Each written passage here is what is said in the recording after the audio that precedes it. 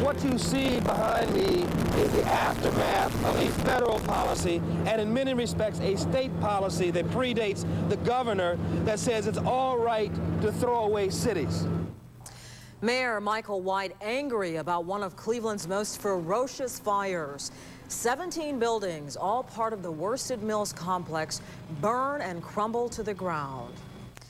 And you're looking at a live picture right now showing you all that remains of this factory.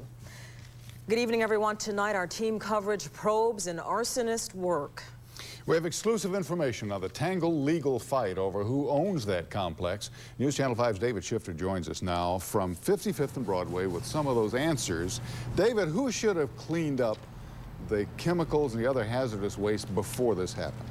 Roy, the owners are responsible. People who years ago walked away from literally tons of hazardous waste. They knew it, but they did nothing that the city told them to do about it. If we asked about it, we were told they'd be picked up at some future date.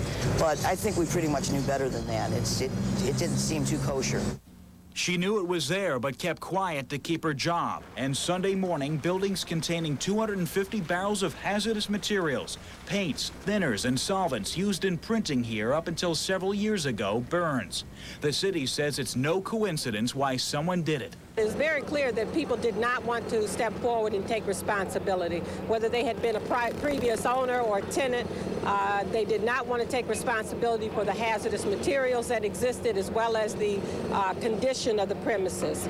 This has been a battle between the city of Cleveland and 23 defendants named in this lawsuit back in 1991. Now, the lawsuit cites some serious violations of city code, and it orders those responsible for hazardous materials inside the now demolished building to clean them up. But that was 2 years ago, and it was never done. Considering the cleanup and demolition costs, in 2 days, it's exhausted their budget, not including the $400 for each of the 250 barrels yet to be removed. Very dramatic pictures and the devastating end to a once thriving neighborhood. News Channel 5's Ted Hart takes us through an hour-by-hour chronology. The fire was discovered around 3:30 Sunday morning. By 4 a.m., it was upgraded to a 5-alarm inferno. Shortly thereafter, fire officials made the decision to just let it burn, and burn it did. By 7 a.m., residents of 30 homes in the area were evacuated as a precaution. Through the morning, the flames and smoke could be seen for miles around. 2 firefighters suffered smoke inhalation and heat exhaustion. By evening, the fire still smoldered. Today, the cleanup started. An angry Cleveland Mayor Michael White tells reporters at the scene that the city's been trying for a couple of years to find the owners and get them to dispose of the hazardous materials inside. City officials say it will take several days to clean up here, with the taxpayer costs running as high as $2 million. Ted Hart, News Channel 5. And fire officials tell us it could be days before investigators even have an estimate on the damage. Moving tons of debris in the area destroyed by yesterday's devastating fire. News Channel 5's Tony Gaskins is in the middle of that mess, and he joins us live now. And Tony, it sounds like this could be a massive and a costly cleanup job. Exactly, Lorna. They say the price tag on the cleanup contracts alone is running upwards of $1 million.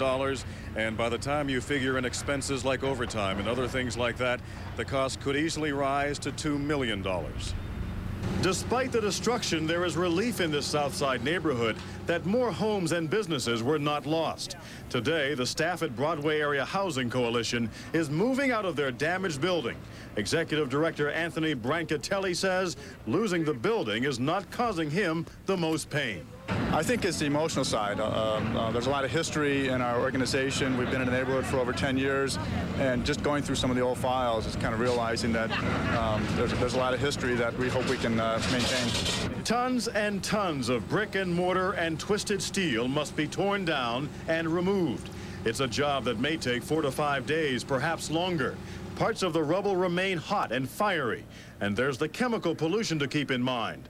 Although the fire department is assuring neighbors there is no threat. The cleanup will be thorough no matter what the cost.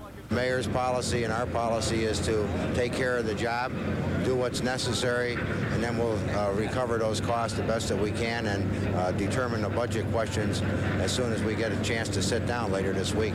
One firefighter called the buildings a death trap after he responded to 4 fires here in the past month.